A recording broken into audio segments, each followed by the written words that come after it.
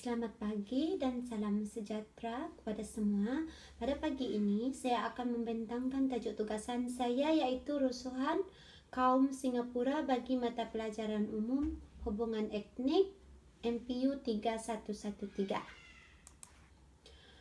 Pada akhir pembentangan ini, saya berharap kita akan mendapat mendefinisikan dan membezakan apa itu masyarakat, etnik dan hubungan etnik. Mengenal pasti mengapa kita mempelajari dan mengkaji hubungan etnik dan mengetahui tentang rusuhan kaum yang berlaku di Singapura, bagaimana ia berlaku dan kesannya kepada masyarakat sejagat pada hari ini. Masyarakat. Apa itu masyarakat? Kamus Dewan mendefinisikan masyarakat sebagai kumpulan manusia yang hidup bersama di sesuatu tempat dengan peraturan dan cara tertentu. Dipetik dari Hamidah Abdul Rahman, tulisan yang ditulis pada tahun 2009. Secara umumnya, masyarakat hidup bersama, saling berhubung dan bekerjasama, mempunyai kesatuan sosial serta membina kebudayaan. Dipetik dari tulisan Salma Ahmad 2012, etnik merupakan hubungan antara kelompok manusia yang mengamalkan budaya yang hampir seragam, termasuk adat resam, pakaian, bahasa, dan kegiatan ekonomi. Contohnya di dalam suatu kampung Bidayuh yang mempunyai dan mengamalkan budaya dan adat resam yang sama, menggunakan satu bahasa dan menjalankan kegiatan ekonomi yang sama, contohnya bercucuk tanam. Manakala hubungan etnik pula merupakan kewujudan pertalian antara etnik. Contohnya masyarakat Majmuk Malaysia terdapat pelbagai kelompok etnik yang hidup berlainan tetapi di bawah sistem politik yang sama. Mengapa kita perlu memahami dan mengkaji tentang hubungan etnik ini? Pertama, untuk memahami isu-isu yang boleh menyebabkan konflik antara kaum, dan dengan itu langkah-langkah untuk mengatasinya dapat diambil. Kedua, untuk memupuk kerjasama di antara masyarakat. Ketiga, pemahaman tentang hidup bermasyarakat boleh mewujudkan keharmonian dan perpaduan kaum. Dan akhir sekali adalah untuk meneruskan semangat perpaduan antara kaum bagi mengekalkan kehidupan harmoni supaya situasi politik terus stabil, kekayaan ekonomi negara diagih secara saksama dan keadilan sosial dapat dinikmati. Apakah itu peristiwa rusuhan kaum di Singapura? Berlaku pada 21 Julai 1964 yang mengambil tempat di Kelang dan Kelang di Singapura, melibatkan kaum Cina dan Melayu dan dikenali dengan beberapa nama lain seperti rusuhan perarakan Maulidur Rasul kerana pada masa itu ia berlaku semasa perarakan Maulidur Rasul, rusuhan kaum 1964 dan rusuhan Cina Melayu 1964. Semua nama-nama ini merujuk kepada peristiwa rusuhan kaum di Singapura pada tahun 1964. Bagaimana ia berlaku? Mengikut laporan Federal and Foreign and Commonwealth Office, pertentangan kaum di Malaysia di antara orang Melayu, Cina dan India berkait rapat dengan faktor tekanan ekonomi, perbezaan agama dan ciri budaya.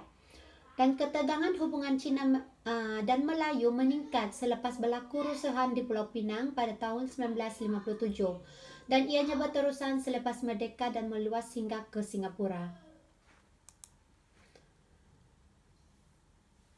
FOC telah mencatatkan bahawa Menteri Singapura pada masa itu, Lee Kuan Yew, mengadu bahawa terdapatnya propaganda UMNO yang mengeksploitasi golongan radikal Melayu di Singapura dan mengarahkan Security Liaison Officer di Singapura untuk membuat penilaian bebas mengenai ancaman perkauman di Singapura. Atas arahan Pesuruhjaya Tinggi Kuala Lumpur dan Singapura, satu kertas berkaitan eksploitasi terhadap divisive influences di tanah Melayu dan Singapura dihantar kepada Lee Kuan Yew dan pihak keselamatan Malaysia. Di dalam kertas tersebut menyimpulkan terdapat ancaman atau pengaruh politik Indonesia dan tanah Melayu ke atas orang Melayu Singapura. Kertas itu telah disertakan dengan bukti mengenai petikan akhbar dari utusan dan berita harian mengenai kritikan terhadap People Action Party (PAP). Pada 12 Julai 1994, satu persidangan yang diperingisikan oleh Datuk Syed Jaafar Hassan, Setiausaha Agung UMNO pada masa itu, telah diadakan. Ia telah disertai oleh lebih kurang 150 organisasi Melayu di Singapura yang dipetik sumber dari tulisan Dr. Abdul Halim, manakala terdapat sumber lain yang mencatatkan seramai 450 orang dari 123 organisasi Melayu telah menghadiri persidangan tersebut. Tujuan persidangan tersebut adalah untuk membincangkan kedudukan orang Melayu di Singapura, di mana Dr. Syed Jaafar Hassan merasakan bahawa orang Melayu tidak mendapat layanan yang adil daripada PAP dan menyeru orang Melayu untuk bersatu dan bukannya untuk bermusuh dengan bukan Melayu. Pada pandangan Lee Kuan Yew pula pada masa itu mempunyai pandangan yang berbeza. Pada 21 Julai 1964, semasa perarakan Maulidur Rasul, di mana terdapat lebih kurang 2,000 umat Islam di kawasan Gelang telah melakukan perarakan. Ketika itu mereka diserang dan telah berlaku pertelingkahan dan perbuatan jenayah membakar bangunan. Kekacauan dan pertentangan merebak ke kawasan lain di Singapura untuk beberapa hari. Perintah berkurung telah dikeluarkan di seluruh Singapura pada 23 Julai 1964 dan ditarik balik pada 2 Ogos 1964. Rusuhan ini berakhir dengan tragedi yang mengorbankan lebih kurang 22 orang dan 461 orang yang cedera. Terdapat juga sumber lain yang mengatakan yang terkorban adalah 23 dan yang tercedera adalah 454 orang. Lanjutan pada peristiwa tersebut, satu jawatan kuasa keamanan antara kaum yang dianggotai oleh pelbagai kaum dibentuk bagi memulihkan keamanan di Singapura. Pertentangan terhadap kedudukan istimewa orang Melayu mewujudkan ketegangan hubungan antara Singapura dan Kuala Lumpur pada masa itu, di mana Dr. Lee Kuan Yew menafikan hak keistimewaan orang Melayu dan tidak bersetuju dengan lembaga. Akhirnya pada 9 Ogos 1964, Singapura telah disingkirkan daripada Malaysia. Undang-undang perlembagaan Singapura telah mengisytiharkan tidak ada diskriminasi berdasarkan kaum, agama atau tempat asal. Kesan dan pengajaran daripada peristiwa tersebut, ia telah menimbulkan perasaan kurang percaya kepada bangsa lain, contohnya Melayu kurang percaya kepada orang Cina dan begitulah sebaliknya. Kesedaran bahawa kita memerlukan keharmonian kaum atau rusuhan dan pertentangan akan tidak dapat dielakkan. Maksudnya di sini sekiranya kita memilih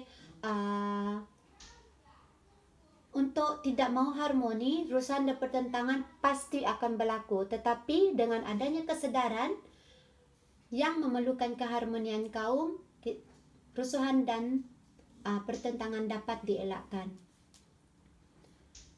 Peristiwa ini juga telah digunakan oleh pihak politik untuk mendisiplinkan rakyat.